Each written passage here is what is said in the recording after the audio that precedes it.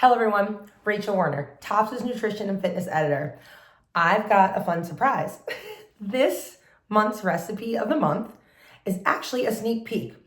You won't actually see the full recipe in Topps News until the March-April 2026 edition, which should be hitting your mailboxes about mid to way through the end of the month. In the meantime, I'm gonna show you, I have this awesome squash curry recipe that is a part of a global recipes feature. Okay, I don't wanna give too much away, but one thing I wanna say is what I love about this recipe is that it's easy to make. I personally love to make it in my slow cooker. You'll see my crock here that goes in my slow cooker base, but you can also make it in a crock on the stove or just in a large pot. So, if you're like short on time, but this is a recipe that you can literally like put all the ingredients in the crock pot and then set it and go and then come home to a lovely, warm, yummy meal, especially in these colder months where, yeah, sometimes we just want a comfort food, but this one is very veggie centric and it's healthy, low sodium, all the good stuff. So here is a finished, okay, so you can see on my plate here, this is the finished rendition. Now, one of the things about the recipe you'll notice is that, we're listing an array of vegetables. Know that you don't have to always use fresh produce. There's something to be said for frozen produce. Even the squash, you can buy frozen squash and use that to make this. If you got fresh squash, great, but go ahead and hit the easy button if you need to. One of the things I love about frozen veggies is that they're already pre-cut. They're easier to measure out sometimes too. And they're very, very budget friendly. So again, fresh produce works.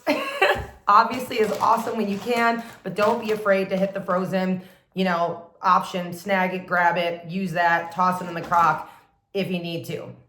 Another thing to keep in mind is that this recipe, you're basically making the curry using a powder, right? So you're gonna make your own curry powder.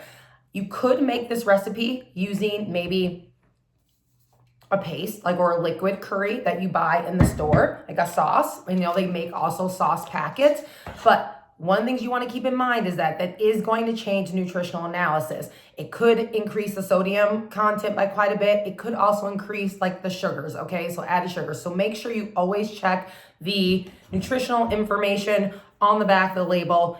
Also if you're someone who needs it to be, this recipe is gluten-free, but again, sometimes sauces, they sneak in, there's a little bit of wheat in there, maybe a little bit of flour, so make sure you check the nutritional analysis to make sure you're not getting too far away from the nutritional base that we constructed for this particular recipe, okay?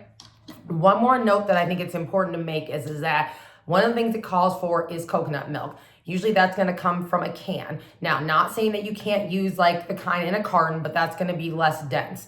I know sometimes, and I'm big on not having people go out and buy ingredients just for one recipe. So little pro tip, freeze it. If you don't have anything else that you're gonna use the rest of your coconut milk can for, freeze it. That's what I always do.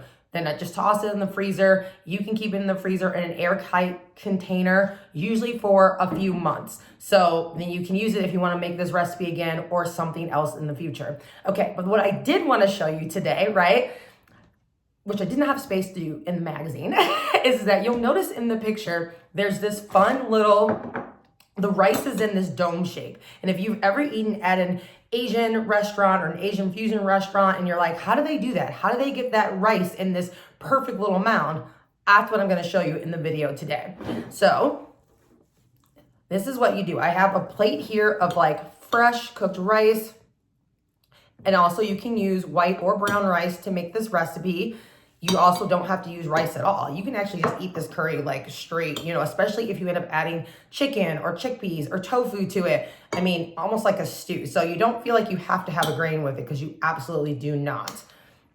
So yeah, what you do is you put it in a small bowl, right? So as you can see, I'm gonna sit that down so you can kind of see the shape of the bowl. So it's one of those, so if you have a perfect little dessert size serving bowl, that's typically what I use when I want to do this. This also works really well if the rice has you obviously want it fresh, or fresh enough, but let it cool off so that it's maybe, not totally lukewarm, but it's not piping hot anymore either, because it'll be easier for you to handle, because then you can always reheat it a little bit if you need to. I mean, you can use it piping hot. It's just a little harder sometimes to handle. So, and then press it down or let it sit. The rice could still be warm. Like I often will make rice in a rice cooker and then let it sit like on the warm setting for maybe like 5 to 10 minutes after it's done cooking, even as much as a half an hour, and then do this. I love this so much. It makes your food look so fancy, so fancy. And it's so simple, so easy and simple to do. So you can see I pack that rice like down. And then you see I'm gonna take my plate and then you literally just flip it over. And then, let's see if I can get this out. Look at that. Voila.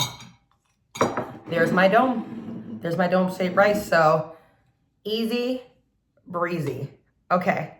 I hope y'all try that at home. It's so fun. You can do that at any time with rice you make for anything. Remember to let us know if you tried this recipe or even just tried this little like fun pro chef tip for the rice in the comments for this video. Like, share, let us know if you try any of the other global recipes once your tops issue arrives. And if you're like, oh my goodness, like you misplaced it at some point, remember that we always have the back issues and current issue of Tops News available in our members area of the Tops website. If you're not a member yet, that's maybe another reason to think about joining.